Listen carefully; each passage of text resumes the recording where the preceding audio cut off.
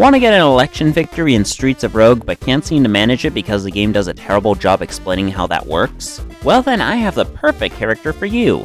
How Yinz doing? I'm Ian, and this is a Streets of Rogue character guide to the Bartender.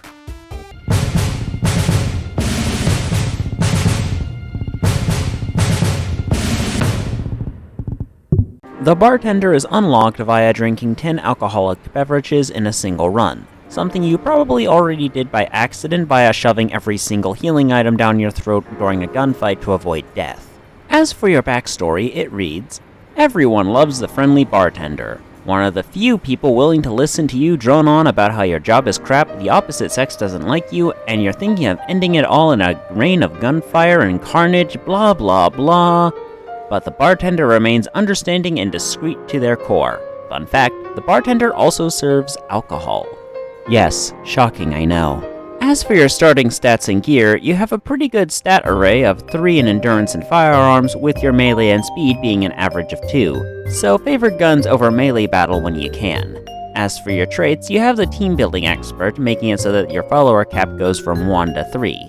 You are also charismatic. This trait makes it so that most NPCs will be friendly to you once you reach a floor, meaning winning an election victory will be super easy since 50 to 90% of the floor's starting population will start voting in favor upon your arrival. This means, unlike with most characters, the bartender doesn't need to focus on grabbing traits like Friend of the Common People or Random Reference in order to swing votes in their favor as you go about trying to get an election victory. This trait also makes it so that buying a round for everyone at a bar is somewhat unnecessary for winning an election victory, since most of the votes you get from doing that come from simply turning a room full of neutral NPCs into friendly NPCs, which this trait means they'll already be friendly to you before you buy them beer. Which obviously means buying a round at a bar does not really increase your electability on a floor very much, if at all. But more on the fine minutiae of how to get an election victory later in the video. For now, we should focus on the rest of your starting traits and gear. Speaking of which, let's move on to Drug-a-Lug. Drug-a-Lug is a simple to understand trait. It lets you know what syringes do before you use them on someone. Very good, especially if you're not using the same seed every time you play through this game like I do. And this works especially well with your serve drinks trait, which allows you to give alcoholic beverages to NPCs in order to get them to like you more. And if you're wondering where you're going to be getting all these alcoholic beverages, you have a drink mixer in your starting inventory, which allows you to turn any status-inflicting item into a cocktail. These cocktails are pretty easy to understand. You give them to NPCs, and then after a few seconds, the effect of whatever you used to make them kicks in. Which means, yes, you can create a cyanide pill cocktail so that you can give your neutralization target a free drink, walk away, and then have them die as you round the corner before their guards can figure out what the hell just happened. You'll even get an achievement if you kill someone this way. However, the only items in your starting inventory that you can use with the drink mixer to create cocktails are the cigarettes you start with. This means you can create 3 nicotine cocktails that will cause 5 points of damage to whoever drinks them after a few seconds and turn them hostile to you. And since we're on the subject, I should probably bring this up. If you give someone a cocktail that provides a negative status effect, they will turn hostile to you, even if the status effect in question doesn't do damage, like slow. So if you don't want this to be messing with your electability on a floor, you'll need to either kill the NPCs that you give negative status effect cocktails to, or use your Hypnotizer Mark IIs on them to make them allied to you. You can also use the Haterators in your inventory to actually make NPCs hostile to the next person they see, however, which, while far less reliable than what I just mentioned, are still useful options to have up your sleeve. However, out of all the items in your starting inventory, the ones you'll be getting the most mileage out of are probably the free beer and whiskey you start with. Not only is this because these 2 items can be able to heal yourself for 10 and 15 HP respectively, but they can also be used to complete your big quest, and unlike most of the cocktails you'll be brewing, they can be stored in stacks, allowing for far easier inventory management with them. Speaking of your big quest though, let's move on to that. Your big quest is called Quest with a Twist. It's pretty easy in the grand scheme of things. Just give 5 different NPCs a cocktail, beer, or whiskey on every floor. I advise giving the cocktails with negative status effects to NPCs that you need to kill for neutralization targets or building security through buildings you intend to be running and gunning through before you do so, as a way to soften them up and help finish this quest more easily.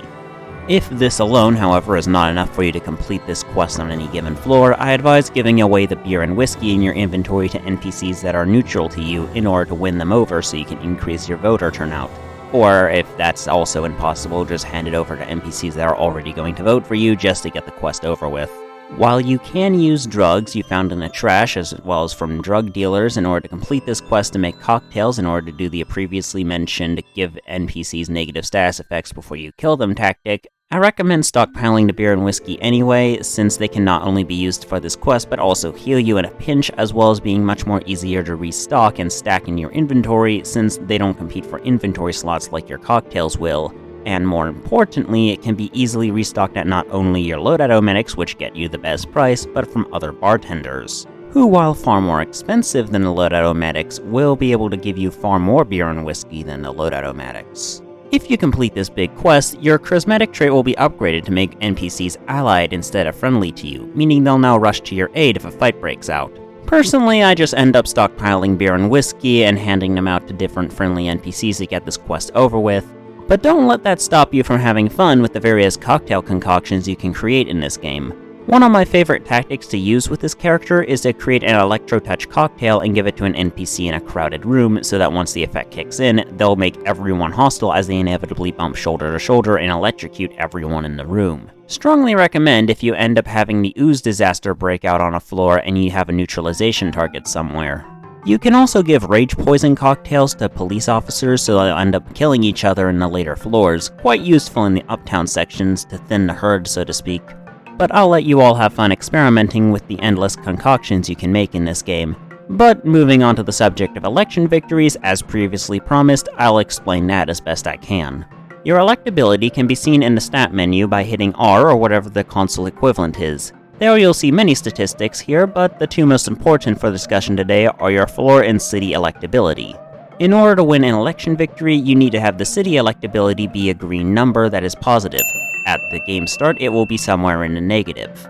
Your city electability will be influenced based on what your floor electability is on previously entered floors. This means if you end up leaving a floor with more NPCs hating you than liking you, you're gonna end up having your electability go down between floors, and on disaster floors this might be unavoidable, or at the very least cost you far more resources than it's worth. Floor electability is primarily decided based on how much the NPCs on each floor like or dislike you. This means you'll want to have as many NPCs friendly or allied with you as possible before you leave a floor, while making sure all the annoyed and hostile NPCs are either gone, persuaded to like you, or straight up killed.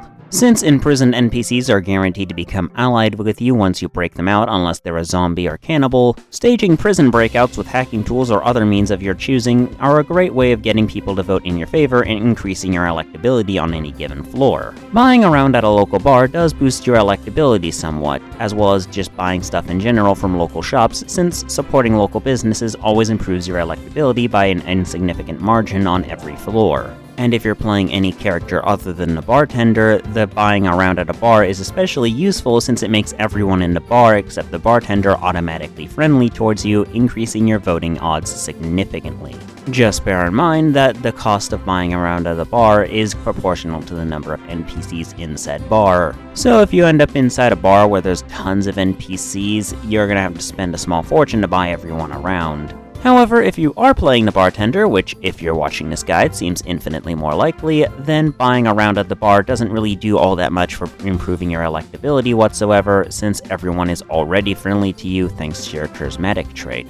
You can also bribe the mafia in the downtown floors, which can be a useful boost if you're struggling. Doing this is also required if you wish to unlock every character in the game, since it is the basic prerequisite to unlocking the mobster character. Naturally, as a rule of thumb, when it comes to traits, anything that makes NPCs like you more, like friend of the family, friend of the common folk, random reference, or the bartender's starting trait of charismatic are great options to pick up if you're serious about getting an election victory. Interestingly, in my experience, the one trait that defies this rule is cool with cannibals. This is because this trait makes cannibals neutral to you, not friendly, meaning they won't actually start voting in your favor, meaning electability will actually become harder to pull off in the park levels. This is because the way the game calculates floor electability means that killing hostile NPCs is far more conducive to improving your electability score than simply turning them neutral. As a result of this, I find myself often committing genocide against the cannibals in the park levels whenever I go about trying to get an election victory. Regardless of how you go about getting NPCs to like you more and vote in your favor, if your city electability is in the green, even if it's just a simple +1, all you need to do then is head up to the receptionist in the mayor's house and select Run for Mayor, then meet him and the mayor at the podium, where then he'll announce you as the winner. At this point, you'll have to simply talk to the mayor and he will give you his hat, and then you can do the speech and become mayor. Just be sure to have some inventory space open when you do so. All in all, I give the Bartender an easy election victory out of 10. If you want to have an easy election victory, this is the best character in the game. Otherwise, they're kinda mid. That's all for now, though. Like the video if you did, subscribe if you don't want to miss the next one, comment what you want to see me cover in the future. I've been Ian, you have been you, and this has been the Streets of Rogue character guide to the Bartender. And stay tuned, the cannibal is coming up next.